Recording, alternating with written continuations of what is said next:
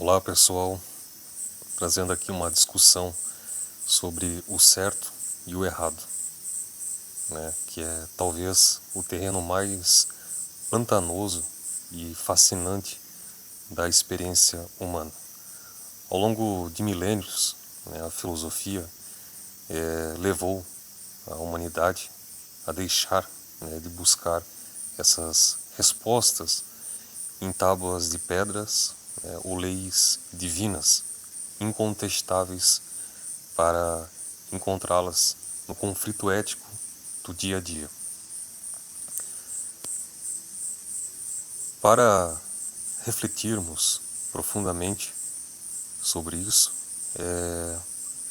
nós precisamos entender que o certo e o errado eles operam em três dimensões que muitas vezes elas colidem entre si.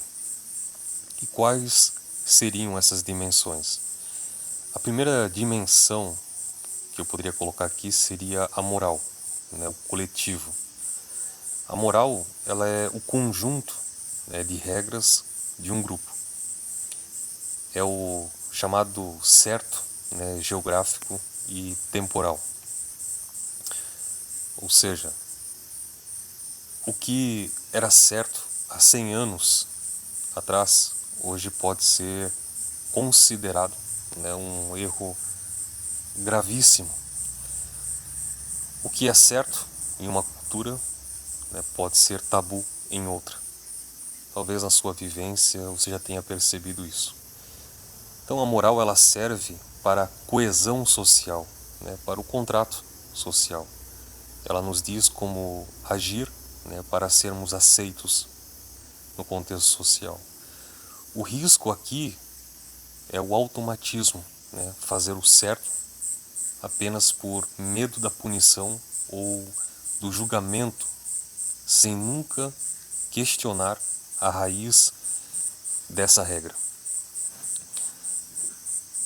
A segunda dimensão, eu poderia colocar aqui a ética, o pensamento crítico. Enquanto a moral, como eu acabei de dizer, é a resposta pronta, a ética é a pergunta. A filosofia contemporânea, ela nos ensina que ser ético não é apenas seguir a lei, mas questionar. Questionar o quê? Esta lei é justa que existe? Este ato ele promove a dignidade humana? Seria isso. A ética ela também entra na responsabilidade, como propunha Hans Jonas. O certo hoje ele envolve também pensar nas gerações futuras. E também o outro como um limite. Ou seja, o meu certo ele termina onde começa a dor do outro. A ética nos retira do egoísmo e nos coloca diante da alteridade. E a terceira dimensão seria aqui o desejo e a lei. Falando aqui mais no campo psicanalítico, onde aqui o debate ele ganha uma camada mais íntima.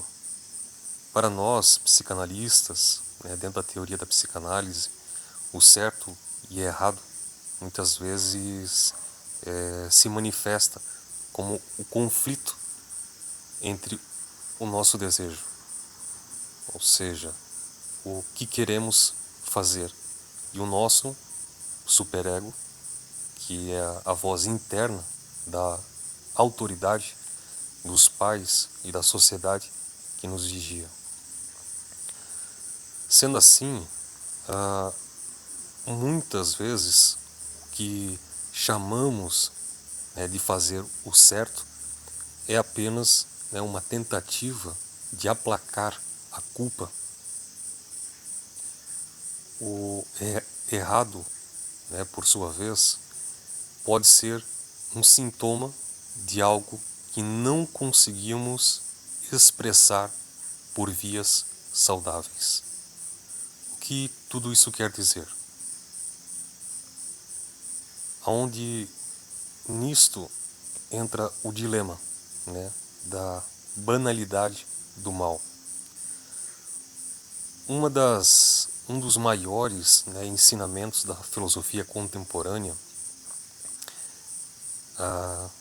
que foi trazido pela Hannah, né, Arendt, é o alerta, né, de que o maior erro, né, o mal terrível, muitas vezes não é cometido por monstros, mas por pessoas comuns que decidiram parar de pensar. Como isto? O que ela quer dizer com isso? Quando paramos de refletir, né, sobre o que é certo e apenas seguimos ordens, né, ou seguimos a maioria, como nós podemos observar no contexto social, abrimos as portas para a barbárie. É o que acontece muito. A conclusão, né, dessas três dimensões, né, a conclusão necessária disto é que não existe, né, uma bússola mágica, né, que aponte para o norte do certo absoluto. Né? O que existe é a angústia da escolha. O ser humano, eu e você, o ser humano é carregar, né, a responsabilidade de decidir a cada momento que tipo, né, de rastro queremos deixar no mundo. E isso é muito angustiante para o ser humano.